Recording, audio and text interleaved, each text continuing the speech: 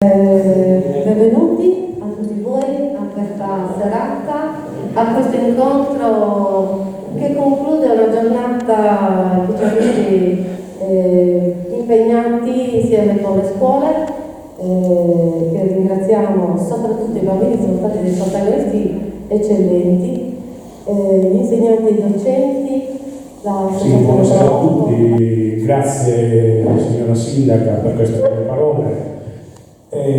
Visto che oggi è Sardegna, possiamo anche parlare in sardo, no? Quindi Valuzzetti con la festa, e no, che se così parlo, quindi per scarico una cosa bella, va bene. Una chiacchierata in pratica, faremo una chiacchierata dove su incarico proprio dell'amministrazione mi sono fatto carico di questo aspetto legato soprattutto ad una rievocazione storica di quelli che furono gli accadimenti, ma non solamente di quelli che furono gli accadimenti, perché questa via della Sardegna è stata istituita 30 anni or sono, è stata istituita nel 1993, la legge numero 44, una legge regionale. Dopodiché sono state date varie interpretazioni, vari indirizzi per quanto riguardava quello della celebrazione di questa ricorrenza, però allo stesso tempo io credo che forse sia l'occasione per tutti quanti noi che ci riconosciamo in questa sardità, perché la sardità è qualcosa che probabilmente abbiamo nell'intimo, ecco, forse per conoscerci meglio, conoscerci in termini di eredità, chi siamo noi oggi, che cosa abbiamo ereditato, perché tante volte noi in questo mondo siamo distratti. Oggi abbiamo un mondo che è un mondo veramente ricco e opulento, ma ricco e opulento per chi? Per quel 20% che siamo noi, il restante 80% vive sotto il livello di sussistenza, cioè ci sono 7 miliardi di persone nella Terra, 7 miliardi di persone che popolano il mondo. Di questi 7 miliardi noi italiani siamo lo 0,5%. Pensate che nel 1969 la popolazione mondiale era di 2 miliardi solamente. In 50 anni, guardate di quanto abbiamo incrementato. Ma allo stesso tempo noi tante volte non ci rendiamo conto di dove viviamo. Noi siamo particolarmente fortunati.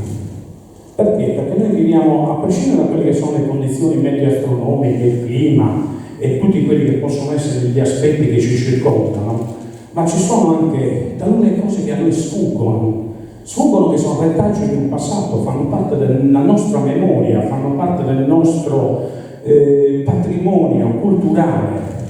Se noi andiamo a considerare le arti, quindi la pittura, la scultura, l'architettura, la musica, la danza, il teatro, quelle che sono le più moderne espressioni, la fotografia, il cinema e così via, guardate quanto di italiano c'è e noi non ci rendiamo conto. Non ci rendiamo conto di questo perché? Perché noi viviamo in un paese dove circa il 70% del patrimonio artistico mondiale risiede. Sta qua. Le cose più belle stanno qui da noi. E le cose più belle sono anche quelle cose che a noi sfuggono, perché tante volte la Sardegna viene interpretata come sinonimo di vacanza, il mare, quelli che possono essere gli aspetti di un'opulenza che viene ostentata, la Costa Smeralda e così via.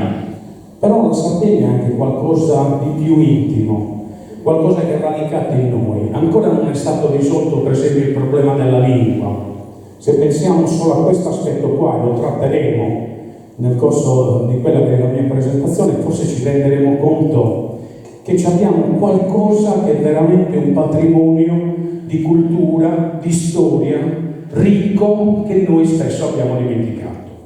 Fatta questa premessa, io inizierei proprio con la presentazione. Sentitevi liberi di interrompermi in qualsiasi momento, se volete fare delle domande, se volete qualsiasi approfondimento, e andiamo avanti, iniziamo.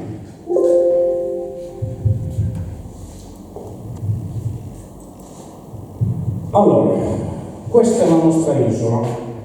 Questa è la nostra isola. Noi siamo più o meno al centro, siamo in un altipiano, ci troviamo in una condizione climatica sicuramente favorevole, non abbiamo delle temperature rigide, né allo stesso tempo abbiamo degli aspetti che possano, non capisco perché non va, ecco, è andato. E questi sono alcuni dati statistici sui quali richiamo soprattutto per un aspetto, la densità di popolazione. Perché? Perché è un problema che comunque viene trattato. Lì abbiamo una densità di popolazione di 66 abitanti al chilometro quadrato, ma in realtà alcune aree della Sardegna hanno una densità di popolazione che è sotto i 30 abitanti per chilometro quadrato.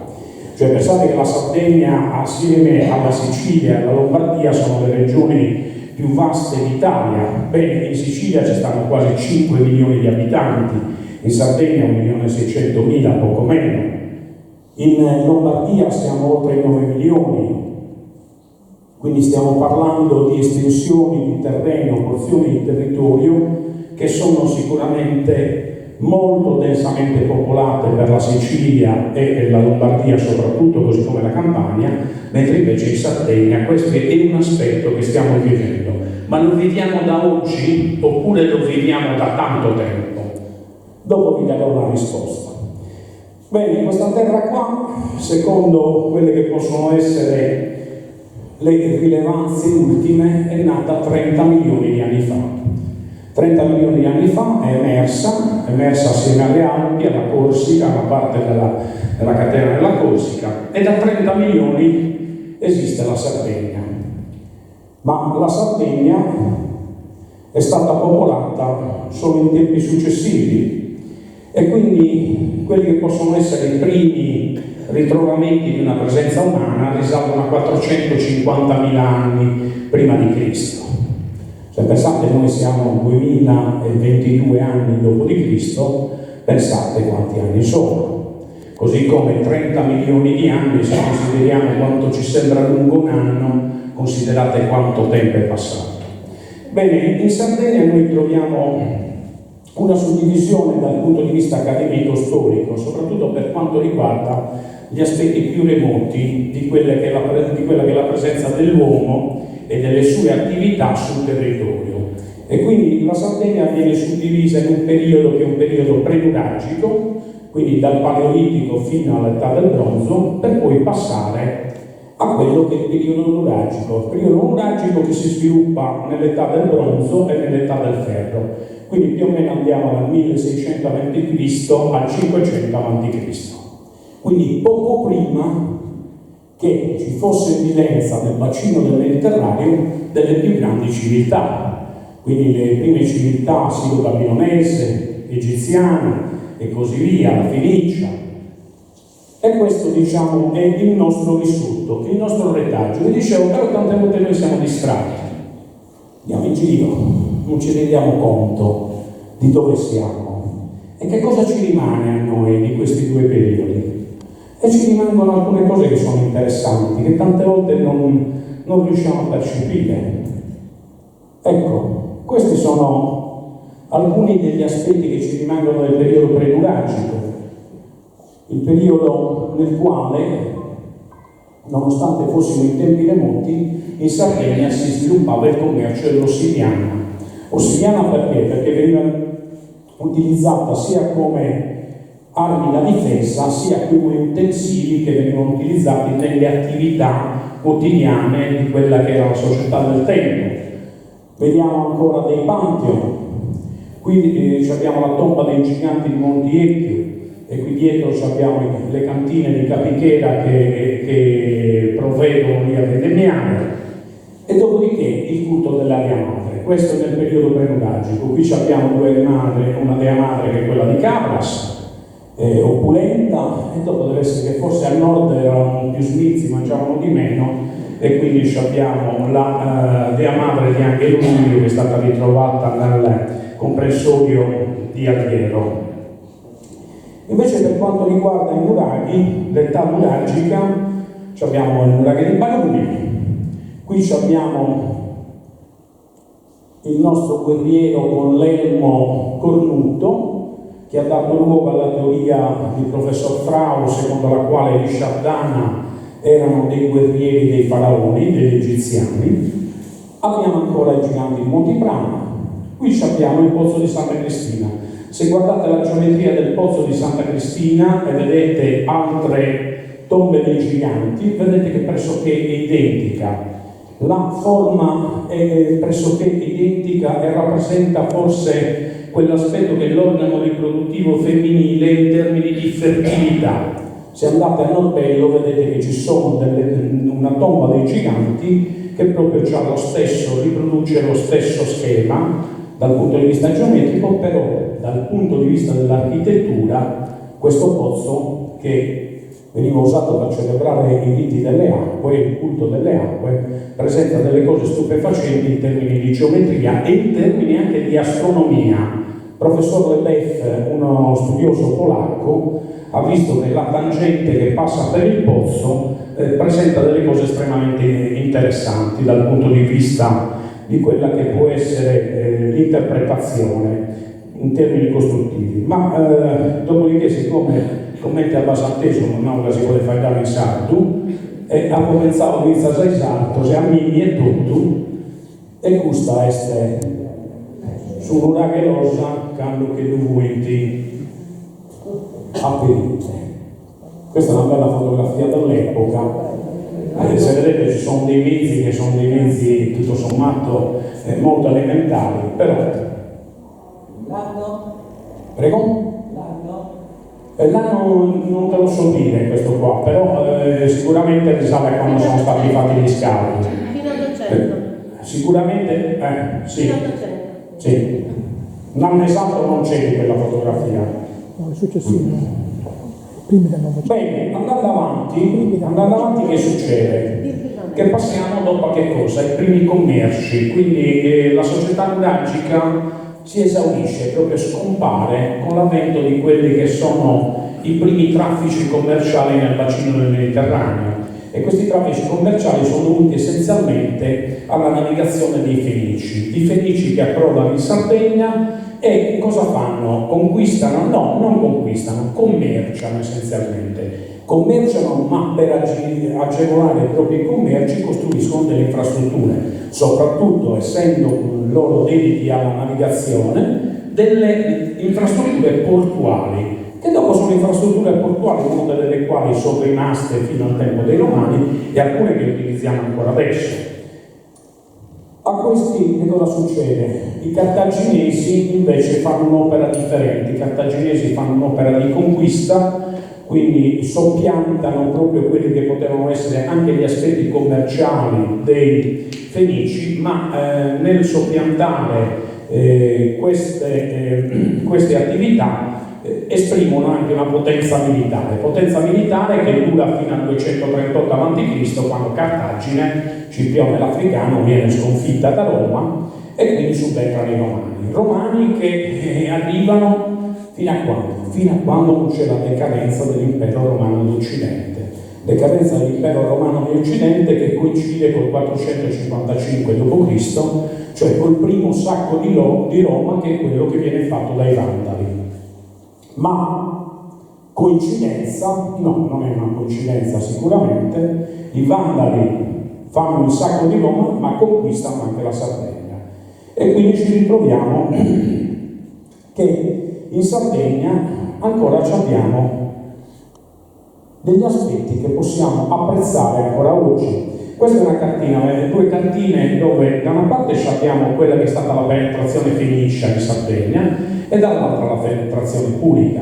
Come avete visto, come potete apprezzare, tutti quelli che erano i porti in pratica vengono conservati dai cartaginesi, fermo restando che mentre i fenici non facevano commercio tranne Olbia con quella che era la parte più interna della Sardegna, i punici allo stesso modo non facevano grandi commerci, o meglio li facevano, ma avevano tutto il controllo di questo territorio.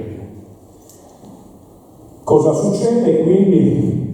Questo l'ho messo qua, vabbè, questa è una maschera apotrofaica del periodo cartaginese, e qui sembra che ci sorrida. Da qui tante volte viene interpretato il riso sardonico, è conservata al Museo Archeologico di Cagliari. Ecco qui invece i Romani. I Romani sconfiggono Cartagine, fanno una penetrazione più incisiva in Sardegna e si spingono fino al nord, fino a Turris. Rimane l'aspetto della Barbagia che non viene comunque conquistata sotto il profilo territoriale. Qui ci manca in questo punto un aspetto che era molto importante dal punto di vista militare, e ve lo voglio citare anche per la centralità che riguarda Abbasanta, Milazza, Macbello, Paulilatino. Fordongianus era un foro, un castrum pretorio dove c'era una guarnigione romana, e questa guarnigione romana proprio controllava il territorio centrale e tra l'altro quelle che erano le zone di accesso e deflusso dalla Barbagia. E questo rimase fino al periodo più avanzato. Cosa ci rimane di questo periodo? Ecco che cosa ci rimane. Questo lo conoscete tutti, Fordongianus, Foro Traiano, ci sono addirittura le terme. Questo è un mosaico che troviamo invece a Nora, la città di Nora. Città di Nora, prima Fenicia, dopodiché Punica e dopo Romana. E ancora che cosa troviamo? Ecco qua, troviamo l'anfiteatro che ancora abbiamo a Nora, e qui abbiamo Tarros, vicina a noi, con le sue 2 colonne, la penisola del Sinis, e qui volutamente ho tralasciato, perché sarebbe stato troppo lungo da trattare, l'aspetto relativo a questi apprestamenti, che erano degli apprestamenti di difesa, ma più che altro di scoperta, che erano le torri saracene. Perché? Perché nel 705 nel Mediterraneo iniziano le prime scorrerie di quelli che erano i saraceni, gli arabi e saraceni. Bene, 476 d.C.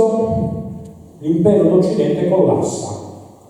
Il re Odoacre rimuove Romolo Augusto, ultimo imperatore romano. Entriamo dove?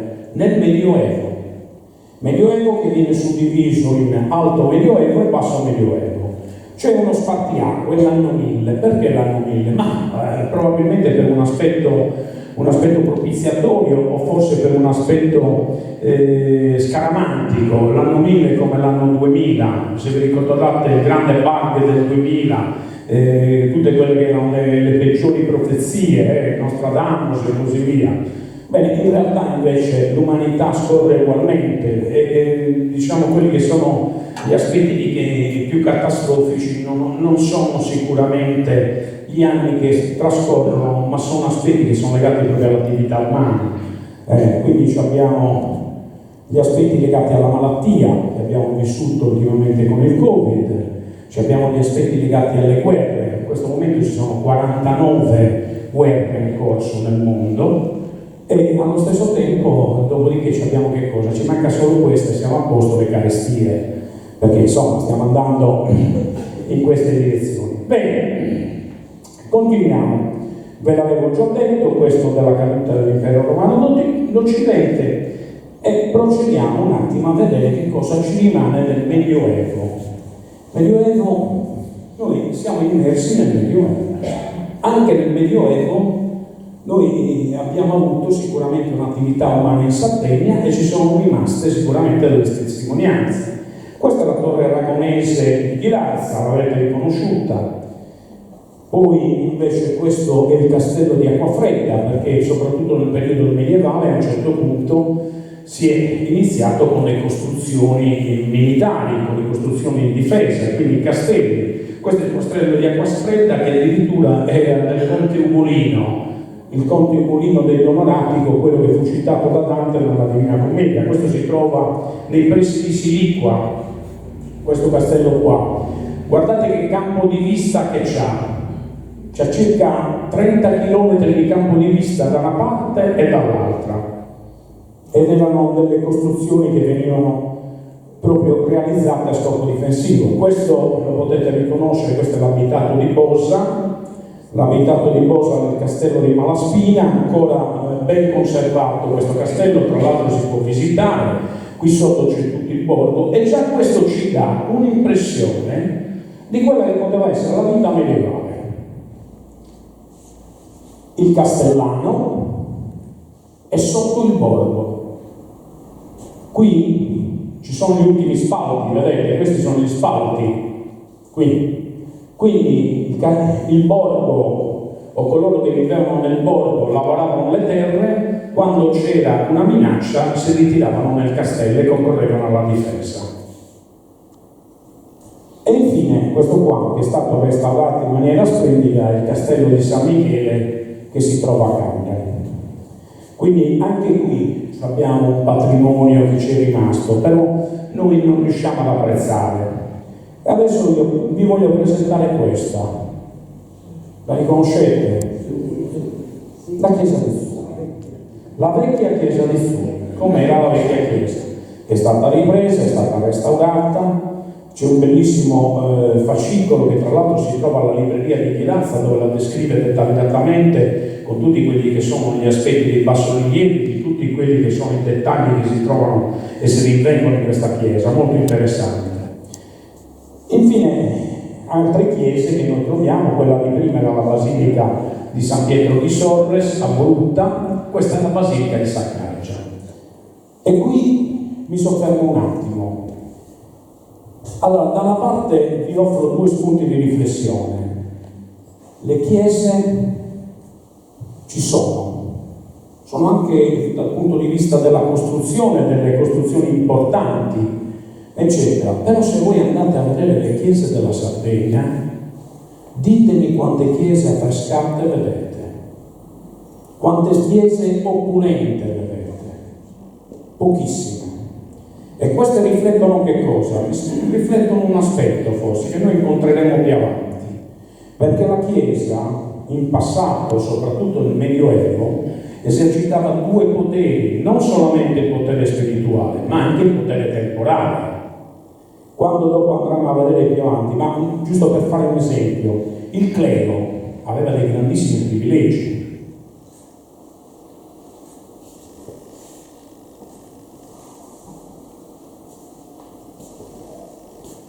Andando ancora avanti, a un certo punto che succede? Subentrano, cade l'impero romano di Occidente, l'impero romano d'Oriente, Costantinopoli, fino al 1453, quando non viene posta sotto assedio e cade anch'essa, cerca di soppiantare l'impero romano d'Occidente. E quindi in Sardegna abbiamo delle tracce bizantine, ma tra l'altro le tracce bizantine le ritroviamo proprio documentate, documenti che soprattutto risalgono agli archivi proprio ecclesiastici. L'arcivescovo Giannuario che cerca di convertire i sardi, e in primo luogo cerca di convertire chi? Il capo dei ribelli Ospidon, che era di Alalè, una iga che si chiama Alalè, era Ollollai. E al Castrum Pretorio, a Fordongianus, c'era sempre la guarnigione militare, che era retta da un dux, allora si chiamava dux nell'impero romano d'Oriente, che rappresentava la massima autorità militare. Il dux allora era Zabarda che cercava lui di contenere quelle che erano le scorrerie che venivano fatte dai barbari, le cosiddette bardane. Ecco, le bardane risalgono a quel tempo lì. Bene, andiamo avanti, però abbiamo detto nel 705 prime incursioni arabe, che tralasciamo perché sarebbe troppo lungo dilungarci, e pian piano si affievolisce, cioè perdendo il controllo del mare, che a quel tempo era una cosa fondamentale per mantenere i contatti per un'isola, pian piano si affievolisce anche il controllo bizantino sull'isola. E quando qualcosa viene persa, a un certo punto viene soppiantata, viene sostituita da qualcos'altro, da qualche altro potere, forma di governo, oppure per forza di cose si crea uno stato sociale dove bisogna autogovernarsi. Bene, questo autogoverno nasce più o meno intorno all'anno 1000,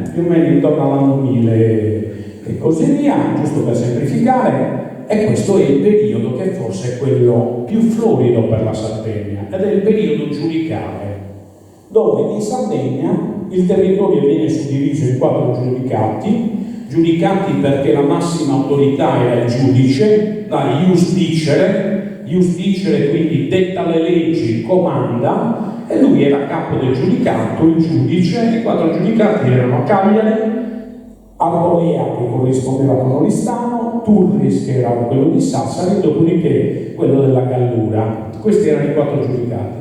Quindi che cosa succede? Succede che necessariamente sos maiores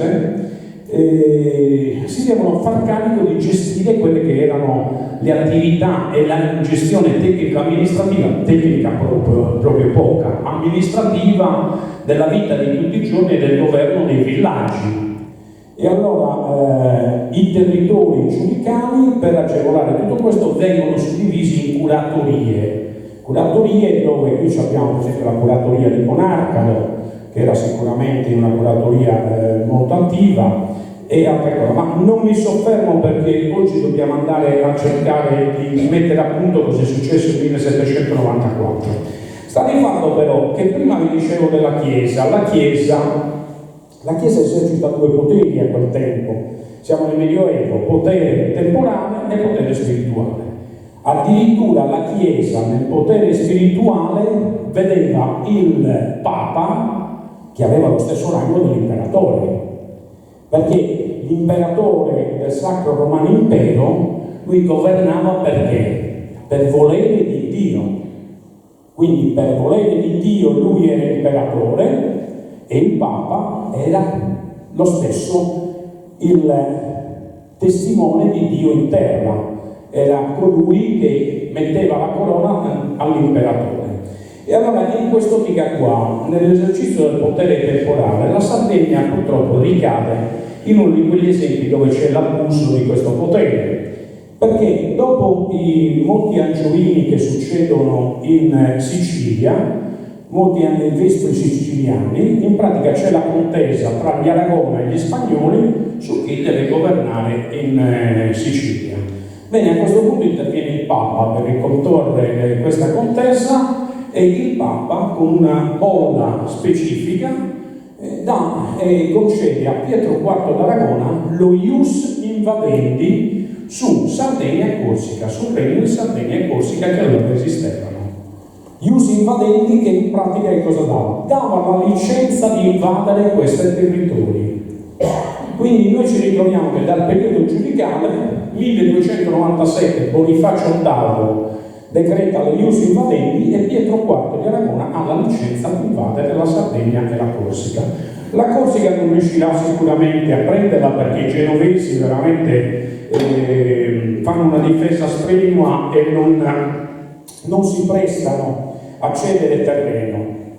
In Sardegna invece c'erano i pisani, nella parte soprattutto del Campidano, nella parte bassa della Sardegna, e dopo aver approntato un corpo di spedizione Pietro IV d'Aragona sbarca in Sardegna e sconfigge i pisani. Sconfiggendo i pisani dà vita a quello che era il dominio aragonese in Sardegna. Dominio aragonese in Sardegna che diciamo inizia dal 1394, la bolla papale del 1297. E quindi noi sappiamo che iniziamo col Regno di Sardegna. Regno di Sardegna in pratica che sorge nel 1394, ma nel 1479 che cosa succede? Succede che in pratica viene decretato il Regno di Sardegna e quindi non esiste più il Regno di Sardegna e Corsica, ma solamente il Regno di Sardegna. Ma questo perché? Perché in pratica gli Aragona aspiravano anche al governo della Spagna, ma in Spagna c'erano 4 regni e soprattutto uno dei regni, il regno di Castiglia, era un regno molto molto potente dal punto di vista militare. Quindi che cosa succede? Quando non si riesce a vincere qualcuno o a combattere qualcuno, allora a quel tempo che cosa si facevano? Si facevano i matrimoni. E quando si fanno i matrimoni dopo si fa l'amore d'accordo. Oggi non sempre succede questo, però a quel tempo ho torto corno succedeva questo qua. E quindi nel 1476 Isabella di Castiglia e Filippo d'Aragona convolano a nozze, convolano e dopodiché dopodiché 1478 viene sconfitto l'ultimo marchese di Oristano a Macomer, quindi era Leonardo de Aragon, viene sconfitto, e quindi a quel punto gli aragonesi e gli spagnoli hanno tutte le potenzialità per dichiarare un nuovo regno. Nel 1479, l'anno dopo, viene dichiarato, proprio decretato, il Regno di Sardegna. Quindi il Regno di Sardegna, dagli Aragona, dalla corona di Aragona, si passa al Regno di Sardegna, e questo Regno di Sardegna in pratica ingloba tutti i 4 regni spagnoli che esistevano antecedentemente, quindi Castiglia, Aragona, Navarra e León. Ma stiamo arrivando pian piano al punto, questo Regno di Sardegna si porta avanti fino a quando? Fino al 1720. 1720, quando la Sardegna viene trasferita di proprietà ai Savoia. Come lo vedremo, perché è veramente quasi rocambolesco capire come è avvenuto tutto ciò, ma in pratica nel Regno di Sardegna, durante il Regno di Sardegna, dopo circa 70 anni, avvengono questi motti rivoluzionari del 28 aprile 1794 che ci riportano a che cosa? A Diesa Sardegna. Diesa Sardegna che, come vi dicevo prima, è stata decretata con legge regionale, cioè non è che era una ricorrenza viva nella memoria della popolazione, del vissuto dei cittadini, no, è stata riscoperta ed è stata, decretata 30 anni fa. Fino ad oggi questa Diesa Sardegna ha vissuto alti e bassi a seconda di quelle che sono state le amministrazioni che hanno guidato la politica regionale. Siamo arrivati, tra l'altro questa legge si compone di 2 soli articoli. Il primo articolo decreta Diesa Sardegna, il secondo specifica quali sono le finanze per realizzarla, quindi è una legge semplicissima. Comunque 28 aprile, o meglio la notte tra il 28 aprile e il 29 aprile del 1794 avviene un'insurrezione popolare a Cagliari che dopo andremo ad analizzare più nel dettaglio. Successivamente a quelle che sono state le spinte per il riconoscimento della Diesa Sardegna è stato anche istituito che cosa? L'inno sardo. L'inno sardo che è l'inno di Giuseppe Ignazio Mannu, è stato scritto nel 1795, si compone di 47 strofe in ottava e è una critica aspra per quelli che erano i modi, le consuetudini e gli usi di governo dei Savoia, ma soprattutto era anche una critica aspra e un riconoscimento per quella che era una condizione sociale estremamente arretrata, estremamente misera che si viveva in Sardegna in quel tempo. Bene, io adesso mi riposo un attimo per dare modo al Cor Armonias di esibire